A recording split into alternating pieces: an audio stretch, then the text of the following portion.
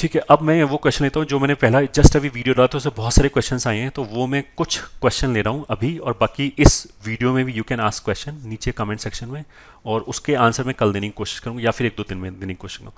What is the percentile cut off to qualify for advance? जैसा मैंने बोला कि अगर केवल जनवरी को ही बेसिस मान के एडवांस का कट ऑफ क्लियर कर दिया जाए, तो जैसे लास्ट के 2-3 साल में 20% के आसपास वो कट ऑफ रखते हैं, ये ठीक है। फिर उसमें अगेन थोड़ा बहुत और वेरिएबल आएगी, वेरिएबिलिटी आएगी बिकॉज ऑफ जो भी ये कोटा हो गया डिफरेंट टाइप का ना, SC ST कोटा हो गया या फिर OBC वाला कोटा हो गया।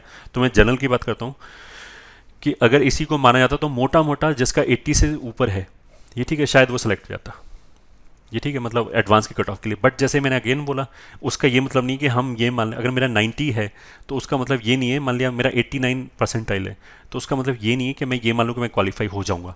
नहीं, जैसा मैंने बोला कि अगर 89 अगर 89 परसेंटाइल है तो तुम ये मान सकते हो 11% ये, और वर्स्ट केस में 11 और 22% बच्चे तुमसे आगे हो सकते हैं, मतलब 22% ऑफ टोटल तुमसे आगे हो सकता है, तो उस वाले केस में कट ऑफ से बाहर हो जाएंगे।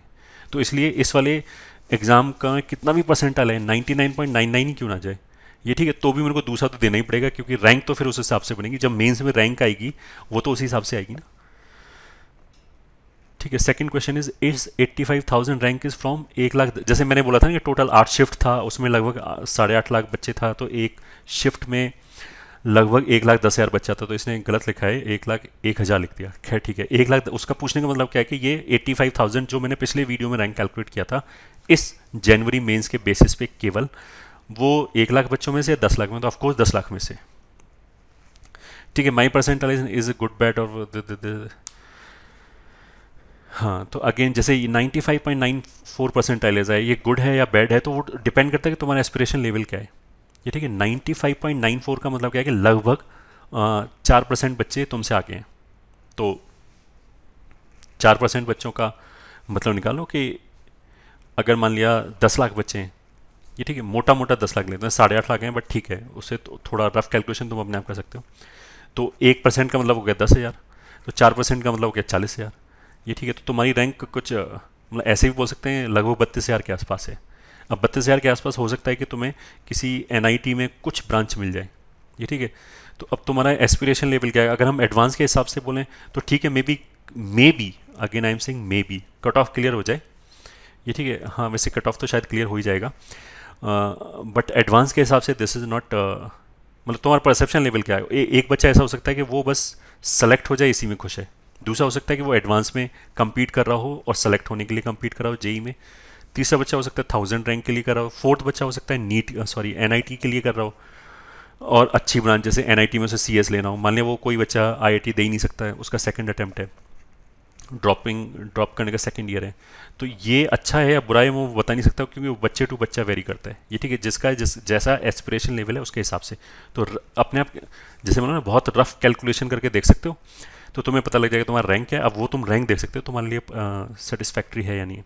प्रिपेयर फॉर मेंस और एडवांस, अगेन मैंने बोला कि अगर हमारा जो रैंक है इस जनवरी में, ये ठीक है, अगर वो मान लिया 50,000 के अंदर अंदर है, ये ठीक है, तो फिर हमें मेंस और एडवांस दोनों की प्रिपरेशन कर सकते हैं, ठीक है। मेंस के लिए तो जैसे मैंने पहले भी वीडियो बनाई था कि केवल हम टेस्ट के थ्रू रिवाइज कर सकते हैं, और बाकी एडवांस, क्योंकि थ्योरी तो कोई अलग है नहीं। अगर 50,000 के बाहर है तो आई शुड इम्प्रूव कि मेरा मेंस में अच्छा रैंक है, तो पहले मेरे को मेंस पे फोकस करना चाहिए, क्योंकि मेंस और एडवांस के बीच में अगेन काफ़ी गैप है, वो प्योरली एडवांस का प्रिपरेशन करने के लिए है।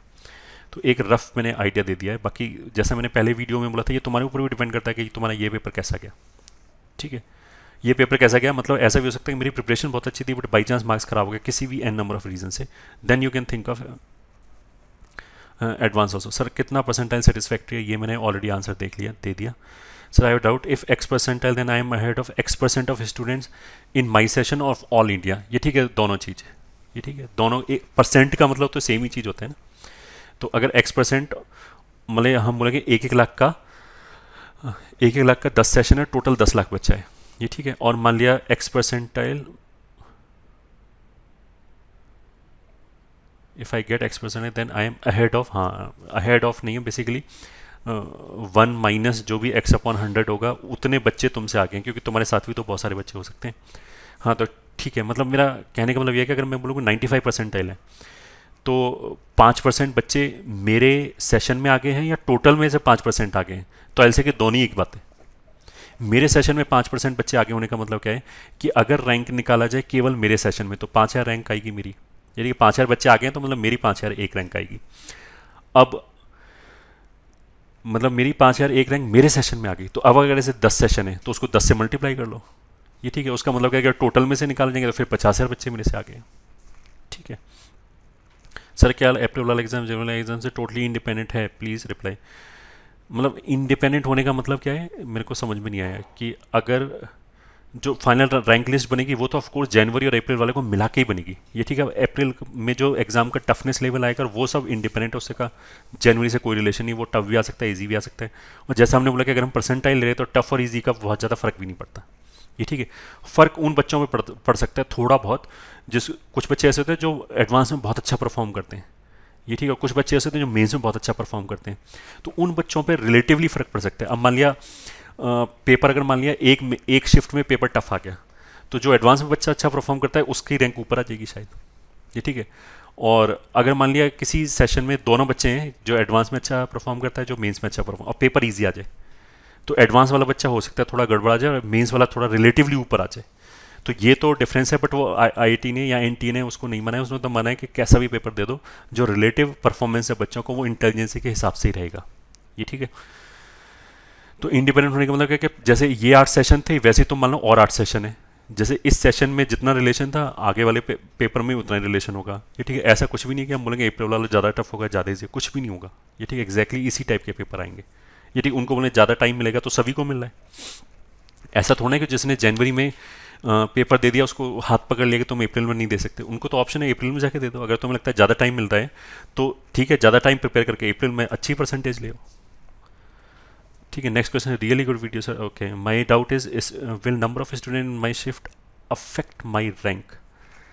मतलब अगर हम क्रूडली बोलें तो कोई खास फर्क नहीं पड़ता, ये ठीक है। नंबर ऑफ स्टूडेंट का कोई खास फर्क नहीं पड़ता, मतलब अल्टीमेटली तो परसेंटाइल है, ये ठीक है। परसेंटाइल को हम मोटा मोटा जैसे मैंने बोला, अब रैंक का फ़र्क हो सकता है कि 5-6 रैंक का फ़र्क ऊपर नीचे आ जाए, वो इसलिए आएगा क्योंकि अगर मेरी शिफ्ट में मान लिया मेरा मेरा नंबर दूसरे नंबर पे और किसी और शिफ्ट में किसी बच्चे के मार्क्स दूसरे नंबर पे हैं, ये ठीक है, दोनों सेकंड नंबर पे, तो उसमें क्या होगा कि अगर मेरी शिफ्ट में ज़्यादा बच्चे हैं, ये ठीक है, मान लीजिए मेरी शिफ्ट में 10 बच्चे ज़्यादा बैठे, तो जब हमारा कैलकुलेशन होगा तो मेरा परसेंटाइल बेटर आ जाएगा उस वाले बच्चे से। हैं तो हम दोनों शिफ्ट में दूसरे दूसरे नंबर पे ही, बट मेरी शिफ्ट में अगर ज़्यादा नंबर ऑफ स्टूडेंट्स हैं तो मैं उस दूसरे वाले बच्चे से थोड़ा सा आगे रहूँगा, तो लिस्ट बनाते समय मेरे को एडवांटेज मिलेगा, बट वो जो एडवांटेज है वो बहुत छोटा सा एडवांटेज है, ये ठीक है। उसमें कोई ऐसा कोई खास फर्क नहीं पड़ेगा। तो नंबर ऑफ स्टूडेंट्स का हम बोल सकते हैं कि फ़र्क पड़ेगा, बट थोड़ा बहुत पड़ेगा, बट कोई ड्रेस्टिक फर्क नहीं पड़ेगा। ऐसा नहीं होगा कि नंबर ऑफ स्टूडेंट क्योंकि मोटा मोटा तो बराबरी आया होगा, ये ठीक है, तो ऐसा नहीं होगा कि मतलब नंबर ऑफ स्टूडेंट की वजह से सेम परसेंटाइल आने पे मतलब बहुत ऊपर नीचे हो जाए, ऐसा कुछ नहीं होगा। Is 75 enough to clear cut off? अगर जनरल कैटेगरी है तो definitely not, you should prepare for April exam. ये है sir, but this wrong, okay this is wrong as the percentile is according to the shift in which we appeared, हाँ, and the paper was somewhat easy and somewhere difficult, so maybe there can be a large difference in what we calculate from this.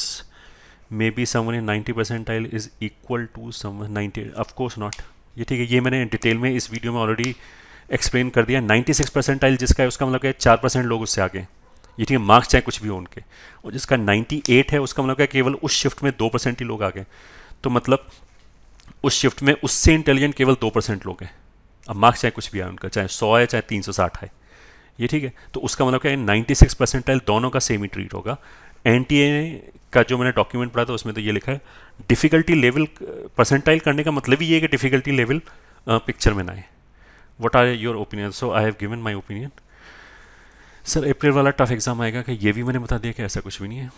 Does that mean that person who gets 100 in rank 0? अच्छा, इस बच्चे का कहने का मतलब ये है कि शायद जो मैंने फॉर्मूला दिया था 1 माइनस इतना, तो उसके हिसाब से अगर हम 100 परसेंटाइल वाले का कैलकुलेट करें तो 0 रैंक आएगा। तो थोड़ा सा अगर आईक्यू लगाओगे तो मैं ये समझ में आएगा 1 माइनस करने का मतलब क्या था कि आई वॉज टेलिंग कि कितने बच्चे तुमसे आगे हैं, ठीक है। तो अगर मान लिया मेरे से आगे 100 बच्चे, तो मेरी रैंक 101 आ सकती है, ये ठीक है। वैसे 101 नहीं आएगी, क्योंकि मेरी वाली परसेंटाइल पे अगर मान लिया 10 बच्चे हैं, तो उन 10 बच्चों को भी ऊपर नीचे रैंक करना पड़ेगा, तो किसी की 101 आएगी, किसी की 102 आएगी, किसी की 103 आएगी, बट मोटा मोटा मान सकते हैं कि 101 आएगी, ये ठीक है। तो जैसे जिसका 100% है उसके आगे 0 बच्चा है, तो मतलब उसकी रैंक ऑटोमेटिकली 1 हो गई, ये ठीक है। तो बिकॉज मैंने मोटा मोटा एग्जाम्पल दिया, तो किसी की 5631 रैंक आ रही है मान लिया, तो 5631 बोलो या 5632 बोलो, that does not make any difference, ये ठीक है। Practically does not make any difference, ठीक है। तो ऑल द बेस्ट, और बाकी अगर कोई डाउट है तो you can ask in comment section. All the best.